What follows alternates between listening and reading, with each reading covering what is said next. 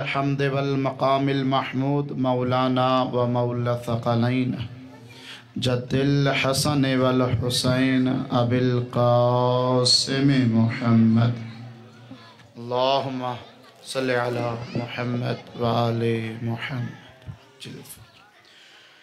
وعلى أهل بيته الطيبين الطاهرين المعصومين المظلومين على لعنة الله على أعدائهم من يومنا هذا إلى قيام يوم الدين أما بعد فقد قال الله تبارك وتعالى في كتابه المجيد والفرقانه الحميد وهو أصدق القائلين وهو قوله الحق بسم الله الرحمن الرحيم قل إن كنتم تحبون الله فاتبعوني يحببكم الله يغفر لكم ذنوبكم والله غفور رحيم بلندتر صلوات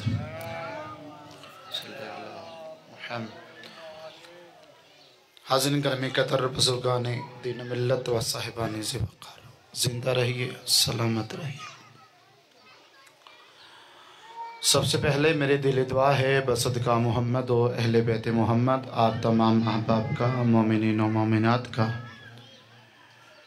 تمام عاشقان مصطفیٰ کا، تمام حبدران حیدر کرار کا، تمام عزادران مظلوم کربلا کا، اس مقدس آستانے میں چل کے آنا اور اس پوری کائنات کی عظیم ترین عبادت کو سماعت فرمانا جناب شہزادی کونین اپنی بارگاہ عالیہ میں قبول و منظور فرمائے۔ جو مقاصد شرعیہ لے کے، شرعی حاجات لے کے آپ اس ذکر مولا میں حاضر ہیں، مولا آپ کے وہ تمام مقاصد شرعیہ منظور و مقبول فرمائے۔ اور بالخصوص بانی مجلس ملک صفدر صاحب و اراکین مجلس و معاونین مجلس کے تمام خرچ اخراجات، لنگر، نظر نیاز، اہتمام اور تمام علماء و ذاکرین کا بڑھا اور بندہ ناچیز کا چند ٹوٹے پھوٹے الفاظ سے حاضری پیش کرنا کریم اللہ اپنی بارگاہ میں قبول و منظور فرما، اور بانی مجلس کے مرحومین کی بارگاہ میں یہ ہدیتاً عقیدتاً نذرانتاً تحفتاً اس کا ثواب ایصال کرتے ہیں کریم اللہ قبول و منظور فرما، ان کے مرحومین کے درجات بلند فرما۔ میرا مالک میرا کریم اللہ ہمارے 12ویں حجت ولی العصر بقیت اللہ العظم امام زمن عجل اللہ فرجہ الشریف کے ظہور میں تعجیل فرما، ہم ان کی زیارت سے مشرف فرما کریم اللہ، ہماری تمام کی دعائیں اپنی بارگاہ میں قبول و منظور فرما، اپنے اپنے دعاؤں کی قبولیت کی خاطر، اپنے اپنے دعاؤں کی قبولیت کی خاطر اور اپنے اپنے گناہوں کی بخشش کی خاطر بلندتر صلوات۔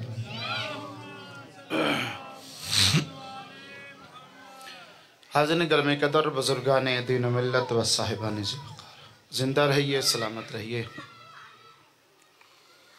اللہ رب العزت اپنے لا ریب اور بے عیب کتاب میں ارشاد فرما رہا ہے، میرا حبیب ان سے کہہ دے، کیا کہہ دے، کن سے کہہ دے؟ سورہ بقرہ آیت نمبر 29، جس میں اللہ رب العزت اپنے حبیب کو حکم دے رہا ہے، میرا حبیب ان سے کہہ دے، قل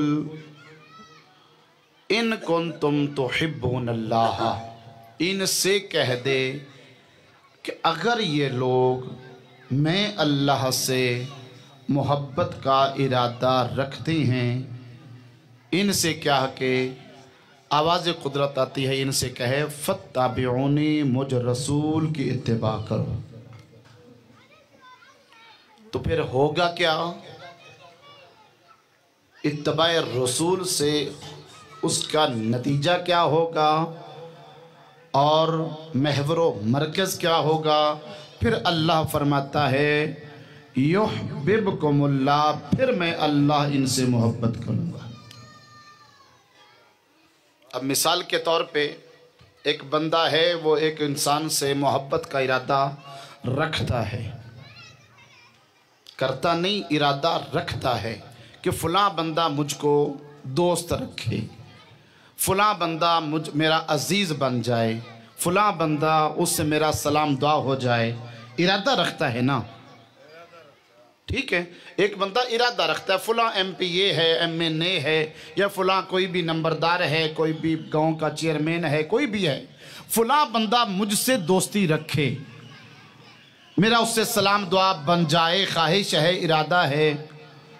تو جب وہ دوست بننے کی خواہش جب رکھتا ہے تو اس وقت آگے والا جس کے بارے سوچ رہا ہے وہ یہ کہے گا کہ میں محبت اس سے تب کروں گا جب یہ کام کرے گا، شرط رکھ دیتا ہے کہ یہ کام اگر اس نے کیا تو پھر میں اس سے محبت کر لوں گا، تب میں اس کو دوست رکھ لوں گا۔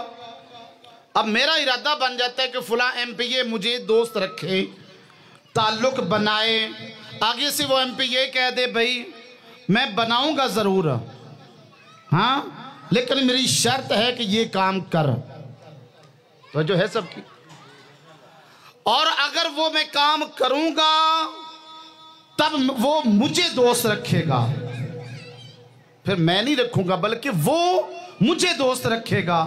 اگر میں اس کی شرط مان لوں، اگر میں اس کا کہنا مان لوں، اللہ بھی فرمانا یہ چاہ رہا ہے، اللہ کا مقصد بھی یہی ہے کہ جو بندہ بھی مجھے اللہ تک پہنچنا چاہتا ہے وہ پہلے میرے رسول تک پہنچے، اللہ اکبر، وہ پہلے میرے محمد تک پہنچے، ذات رسالت تک پہنچے۔ جو ذات رسالت تک پہنچ جائے گا اللہ فرماتا ہے میں اس سے خود محبت کروں گا، پھر تجھے محبت کرنے کی ضرورت نہیں رہ جائے گی، تو کہ تیرا تعلق رسول سے ہو جائے گا، میرا تعلق بھی رسول سے ہے، اور میں اللہ یہ بتانا یہ چاہتا ہوں کہ جس کا تعلق رسول سے ہے میں اللہ کا تعلق اسی سے ہے، توجہ ہے سب کی۔ اب جس بندے کا تعلق رسول سے نہیں ہے وہ لاکھ عبادات کر لے، لاکھ اپنی کوششیں کر لے، دعوے کر لے، بینر لگا دے، نعرے لگا دے، بڑا کچھ کر لے، جب تعلق رسول سے نہیں ہے تو سمجھو اس کا تعلق خدا سے بھی نہیں ہے، خدا کی بارگاہ سے دھتکارا ہوا ہے۔ کئی مثالیں اسلام میں موجود ہیں، کئی مثالیں وضاحت کے ساتھ اسلام میں تاریخ میں موجود ہیں۔ ایک مثال دے دوں کہ اللہ رب العزت نے فرمایا تھا نا شیطان کو،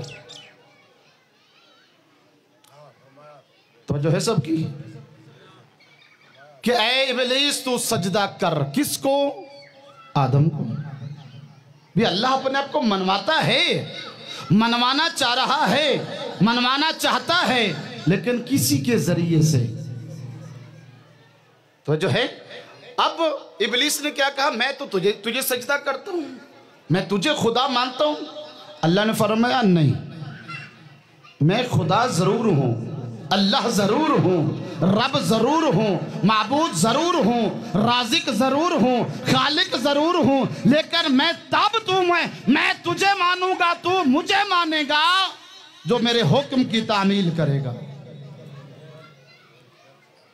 اب اس نے کہا میں سجدہ نہیں کروں گا،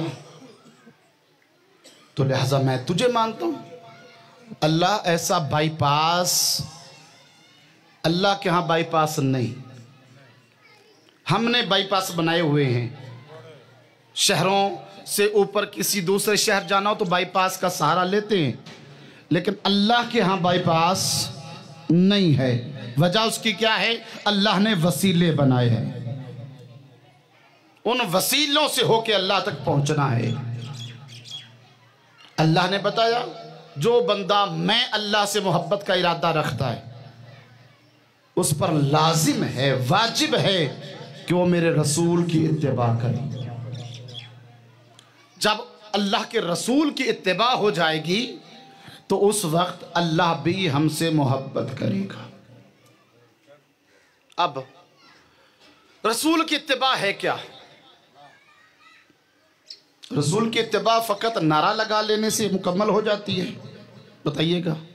جتنے بچ گئے میں کچھ میسج دینا چاہتا ہوں، اور میں ایک سوچ کے آیا ہوں کہ میں کچھ تعمیری گفتگو ہو، ایک ذہن بنا کے آیا ہوں، اور تاکہ ایک فکری اور تبلیغی گفتگو ہونی چاہیے، چونکہ ذاکروں سے قصیدے بھی سنتے رہتے ہیں، ہم فضائل بھی سنتے رہتے ہیں، لیکن تعمیری گفتگو ہونی چاہیے۔ کیا اگر میں اپنے گھر کے سامنے، اپنی دکان کے سامنے بینر اسلام کا لگا دیتا ہوں، کیا اتباع رسول مکمل ہو گئی؟ نہیں ہوئی نا۔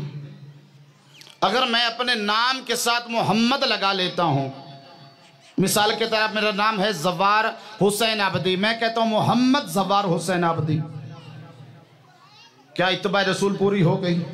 بتائیے گا۔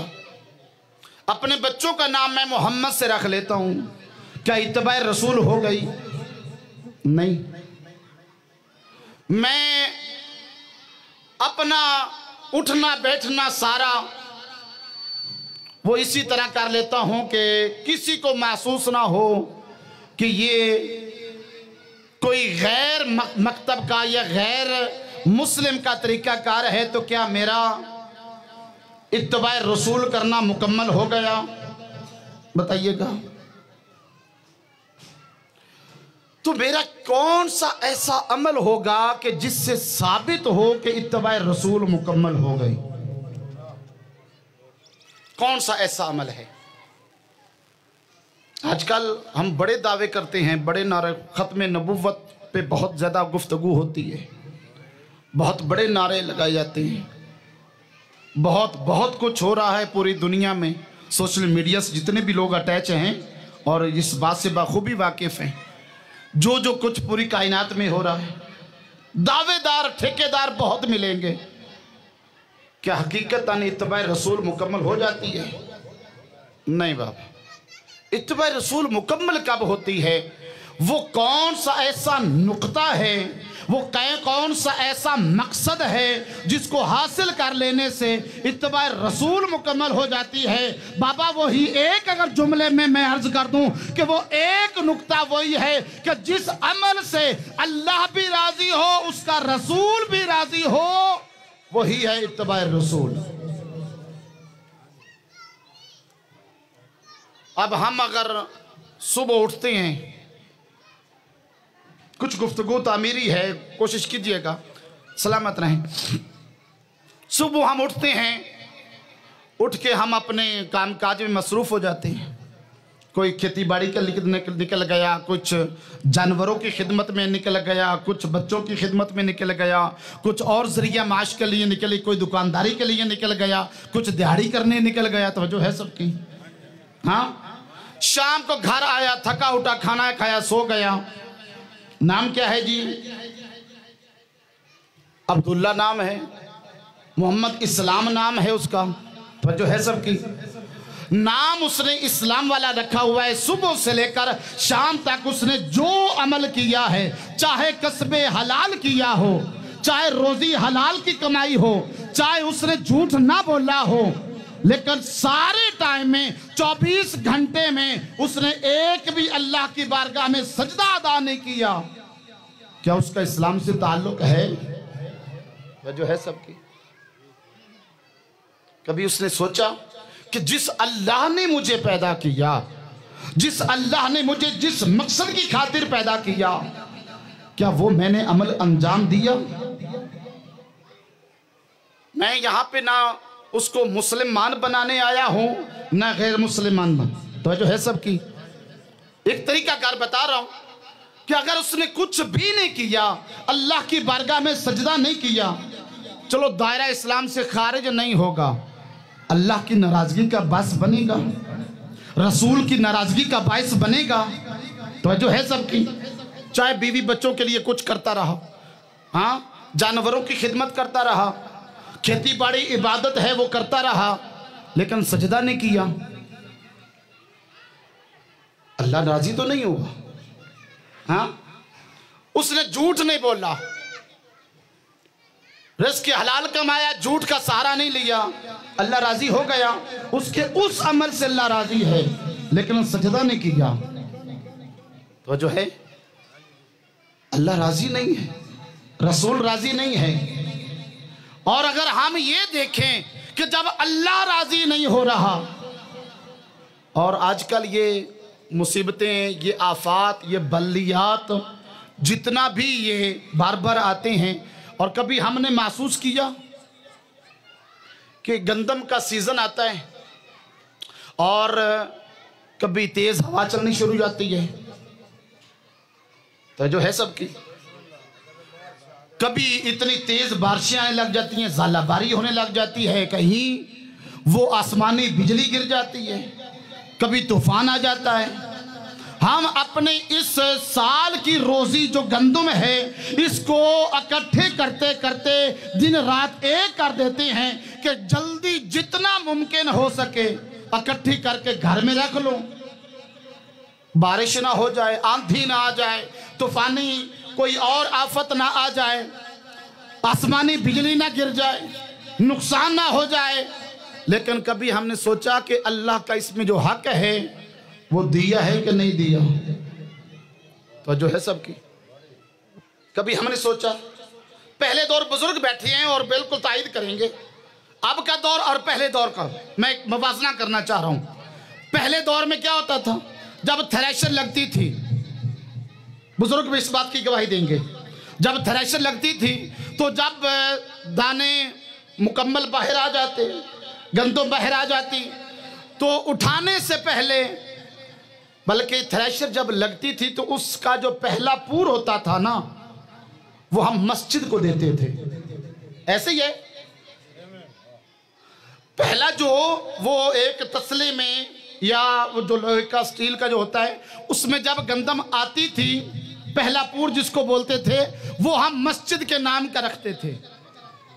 ऐसे ही, हाँ, सबने गवाही दे दी माशाल्लाह। और जब वो गंदम हम उठाते थे तो छोटे छोटे बच्चे आ जाते थे, फुकरा, गुरबा, मसाकीन आ जाते थे, और हम उनको जितना हो सकते था देते थे। ये तो होती थी खैरात, उसमें हमने अल्लाह का भी हक रखा हुआ था, गुरबा मसाकीन का भी हक रखा हुआ था। हाँ, तो लेकिन आज ज़माना बदल गया है। आज जैसे ही वो हार्वेस्टर आती है और फौरन उसके नीचे बोरियां कर दी, वो ही ट्राली पे ला दी, ट्रक पे ला दी, घर या आड़त पे मार्केट में लेकर चले गए। नहीं पता गरीब को कि कब उसकी गंदम आई, नहीं पता अमीर को कब उसकी गंदम कटी, नहीं पता अल्लाह के घर को कि कब उसकी गंदम आई। हमने इतना मुख्तसर एक एहतमाम कर दिया कि किसी को पता न चले कि इसकी गंदम इसने उठा ली है या अभी बाहर ही है।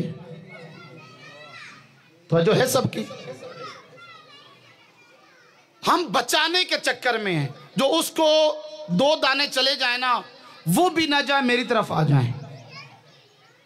हाँ, एक वो जो दरमियान में एक फासला होता है ना, 1 एकड़ के या 4 कनाल का, वो एक बन्ना जिसको मुस्ततील बोलते हैं, वो जो बन्ना होता है या हद होती है, उसको भी हम इस तरह से तराश के कहते हैं, एक सूत्र का भी फर्क पड़ जाए, हो सकता है फसल ज्यादा हो जाए।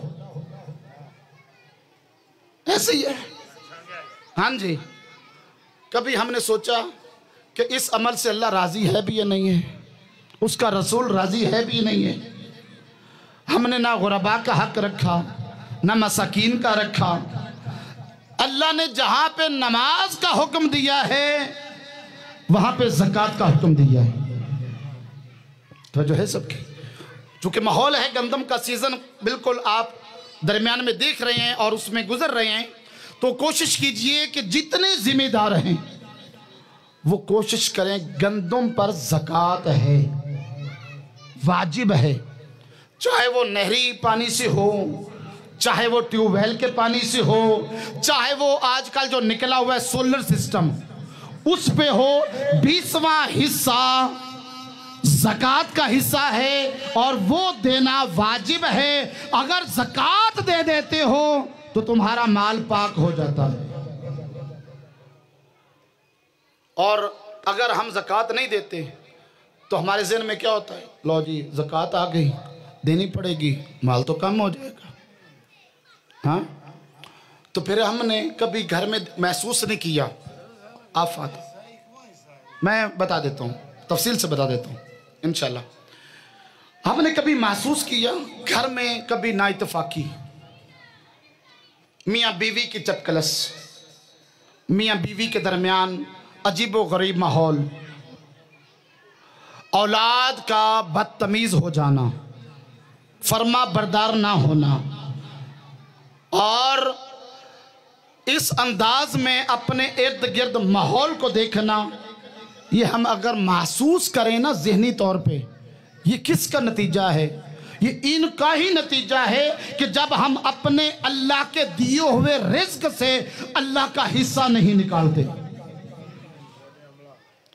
خیر و برکت ہمارے رزق سے اٹھ گیا ہے، برکت ہمارے رزق میں رہا نہیں ہے۔ پہلے ایک بندہ 100 روپے اگر کماتا تھا، اس کے رزق میں اللہ نے برکت رکھی ہوئی تھی، تو جو ہے وہ برکت کیا ہوتی ہے۔ اب دیکھیے ایک بندہ مزدور ہے، 100 روپے اگر دیہڑی لیتا ہے مثال کے طور پہ، اس میں اللہ نے اتنی برکت رکھی ہے نا، وہ پورا ایک دن وہ 100 روپے میں گزارا کر لے گا، تو جو ہے سب کی۔ ایک بندہ ایک دن میں 1 لاکھ کما رہا ہے مثال کے طور پہ، یا ایک مہینے میں کما رہا ہے، اللہ نے اس میں برکت نہیں رکھی۔ وجہ کیا ہے کہ اس کی آمدنی 1 لاکھ روپیہ، لیکن اخراجات 1.5 لاکھ روپے۔ ادھر سے یہ بیماری آ گئی، ادھر سے یہ آفت آ گئی، لوگ کہتے ہیں بھئی آمدنی ہے تو خرچے بھی تو ہیں نا، اگر آمدنی اتنی ہے تو خرچے بھی اتنے ہیں نا۔ لیکن کبھی ہم نے سوچا کہ جو خرچوں سے، آمدنی سے جب خرچے بڑھ جائیں تو سمجھ لیں اللہ کی برکت نہیں ہے۔ آمدنی سے خرچے بڑھ جائیں تو سمجھو اللہ کی برکت نہیں ہے، اگر خرچے آمدنی سے کم ہوں تو پھر سمجھو برکت ہے۔ تو جو ہے سب کی ہمارا کیا ماحول ہے؟ ایک بندہ مولا علی بن ابی طالب کی بارگاہ اقدس میں آتا ہے اور آ کے شکایت کرتا ہے، مولا میری بیوی خرچے بڑے کرتی ہے۔ آپ چونکہ امیر المومنین ہیں، اللہ کا نمائندہ ہیں، آپ ان کو سمجھائیں۔ مولا نے فرمایا کہ اپنی بیوی کو لے آنا۔ دوسرے دن اپنی بیوی کو لے کے مولا امیر کائنات کی بارگاہ میں پہنچا۔ مولا امیر کائنات نے پوچھا کیا مسئلہ ہے، تیرے شوہر نے شکایت پیش کی ہے، اپنی کوئی صفائی میں کچھ کہنا ہے تو بولیے۔ اس کی بیوی نے کہا کہ یا امیر المومنین، بجا فرمایا کہ خرچے میں کرتی ہوں لیکن ضرورت کے مطابق۔ توجہ کیجئے گا، خرچے میں کرتی ہوں لیکن ضرورت کے مطابق۔ آج کل ہماری عورتیں بھی ایسی ہیں، بھئی یہ تو ضرورت ہی لے لیا، یہ ضرورت ہی لے لیا، اس کی لوڑ تھی لے لیا، جو ہے سب کی۔ اچھا اب جب اس نے کہا کہ میں خرچے کرتی ضرور ہوں لیکن ضرورت کے مطابق، مولا نے فرمایا کہ تو بازار میں جا کے ضرورت محسوس کرتی ہے یا گھر میں بیٹھ کے؟ بیدار ہوئیے گا۔ عورت نے کہا بھی بازار میں جا کے، بھی یہ بھی گھر کی ضرورت ہوگی لے لوں، یہ بھی گھر کی ضرورت ہوگی لے لوں، یہ بھی گھر کی ضرورت ہوگی لے لوں۔ مولا نے فرمایا یہ ضرورت نہیں، ضرورت وہ ہے کہ جو گھر میں تجھے محسوس ہو کہ مہمان آئیں گے میرے پاس گلاس نہیں۔ تو جو ہے سب کی مہمان آئیں گے چائے پلانے کے لیے کپ نہیں، چمچ نہیں، یہ ہے تیری گھر کی ضرورت۔ اور جو بازار میں جا کے جو سامان دیکھے گی، جو چیز دیکھے گی، وہ جب خرید کے گھر لائے گی وہ ضرورت نہیں رہے گی، وہ حماقت بن جائے گی، اور وہ تیرے بجٹ پہ وزن بڑھ جائے گا، اور جب وزن بڑھے گا خرچہ بڑھ جائے گا۔ تو ضرورت کو ضرورت محسوس کرو۔ تو آج کل ہمارا ماحول بھی ایسے ہوا ہے کہ ہم نے دیکھنا ہے، بازار جانا ہے، یہ بھی ضرورت کا سامان، یہ بھی ضرورت کا، ہو سکتا ہے ضرورت پڑ جائے، ہو سکتا ہے ضرورت پڑ جائے، اور گھر تو کھو کی مانند ہوتی ہیں نا، بھرتی نہیں ہے، جتنا بھی سامان لے آؤ ایسے ہی ہے۔ اب ہم نے کبھی یہ نہیں سوچا کہ اللہ نے جو ہمیں رزق دیا ہے اس میں سے اللہ کا حق نکالا ہے یا نہیں نکالا، غرباء کا حق نکالا ہے کہ نہیں نکالا، مساکین کا حق نکالا ہے کہ نہیں نکالا۔ اگر ہم یہ سوچ لیں جب اللہ کے دیے ہوئے رزق سے، وہ اللہ ہمیں اپنے مال سے رزق سے آزما رہا ہے نا، رزق دے کر، وہ اللہ رزق لے کر بھی آزما سکتا ہے۔ اگر اس نے لے کے آزما لیا تو کیا بنے گا؟ اور وہ لے کے آزماتا ہے، انبیاء کو آزمایا، اپنے مخصوص نمائندوں کو آزمایا، لیکن ہم متوجہ نہیں اس کی طرف۔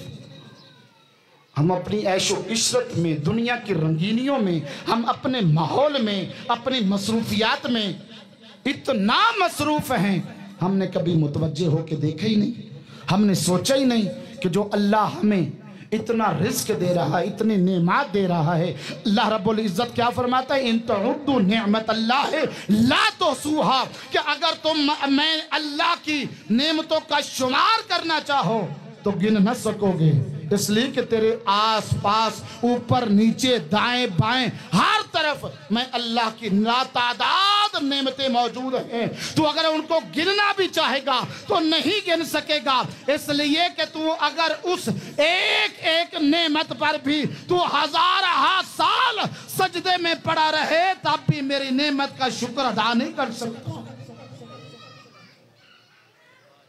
اتنی نعمت ہیں، ہم نے کبھی سوچا نہیں اللہ کا حق نکالے، غرباء کا حق نکالے۔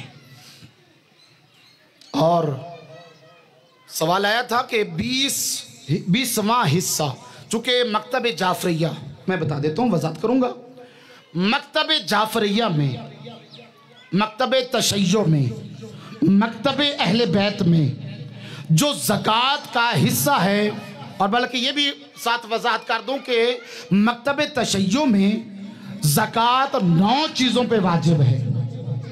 بیدار ہوئیے گا، زکوٰۃ کتنی چیزوں پر واجب ہے؟ 9 چیزوں پر۔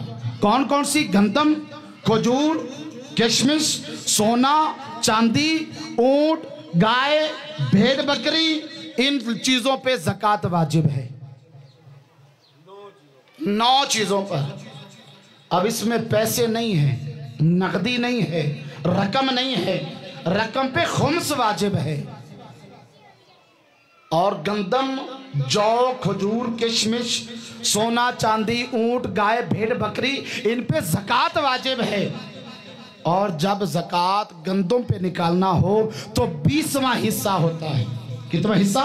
20واں، یعنی 19 کے آپ مالک ہیں، 20واں حصہ غرباء مساکین کا۔ اور جو غرباء مساکین کو دے رہے ہیں نا، وہ اللہ کا حق ہے۔ آپ نے غرباء مساکین کو دے دیا، اللہ کا حق ادا ہو گیا۔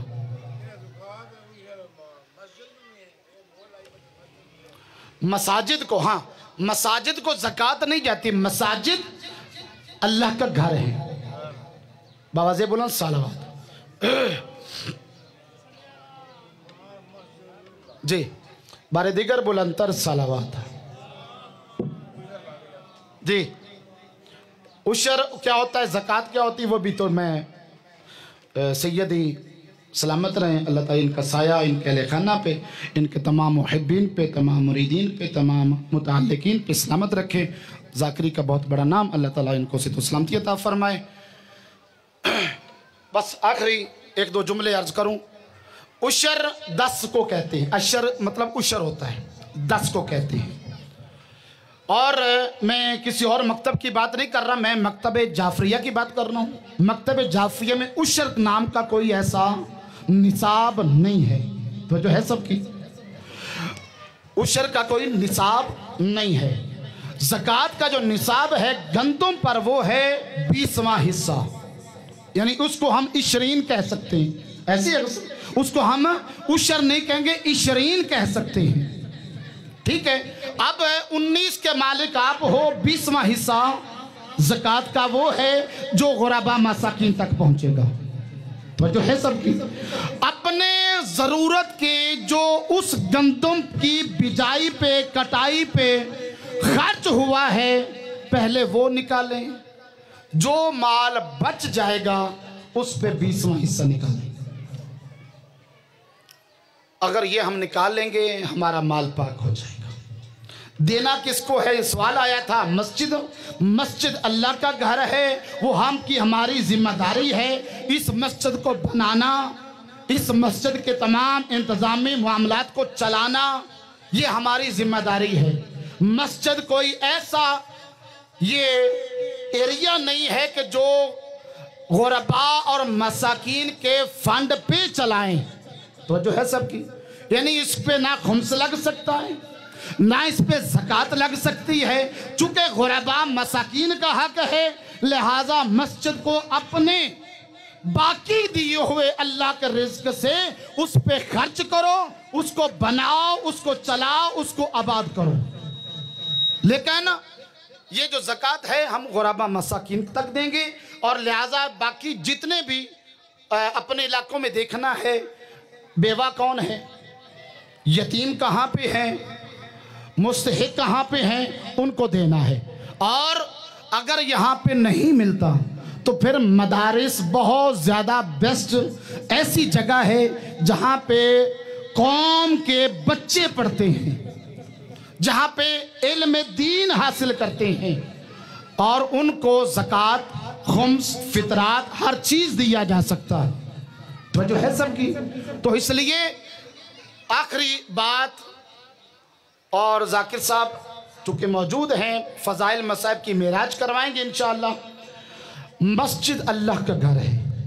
रसूल पाक का फरमान है, मन बुनिया मस्जिदन, जिसने मस्जिद को बनाया, बनल्ला, अल्लाह बनाएगा, बैतन, घर उसके लिए, फिल जन्नत, जन्नत में। तो पता चला कि जो बंदा अपने अल्लाह के दिए हुए रिज़्क़ से अल्लाह का घर मस्जिद बनाएगा ना, अल्लाह उसके लिए जन्नत में घर बनाएगा। हर घर में इल्म नजर आया, आखिरी मैसेज दे रहा हूं, हर घर में इल्म नजर आया, हर घर में अज़ादार मौजूद हैं, मातमी मौजूद हैं, मोमिन मौजूद हैं, हुबदार मौजूद हैं, शियाने हैदर करार मौजूद हैं, आबादी मोमिन के बहुत ज़्यादा है। लेकिन अफसोस यही है, यहाँ पे अल्लाह का घर मकतब जाफरिया के हवाले से मस्जिद मौजूद नहीं। कोशिश करें अल्लाह का घर मस्जिद अगर बना हुआ है उसको अल्लाह के लिए, खुदा के लिए आबाद करें, और अगर नहीं बना हुआ तो खुदा के लिए अल्लाह का घर बनाएं, ज़रूर उसको आबाद करें। हमारी पहचान अल्लाह के घर से है, इमाम बारगाह से है। ये दो चीज़ें हमारे दरमियान लाजमा है, मस्जिद और इमाम बारगाह। सलामत रहें, अल्लाह ताला अजर अजीम दे, अल्लाह ताला खर्चा खर्जात बानी कबूल व मंजूर फरमाए। व आखिरु दावाहुम अल्हम्दुलिल्लाहि रब्बिल आलमीन।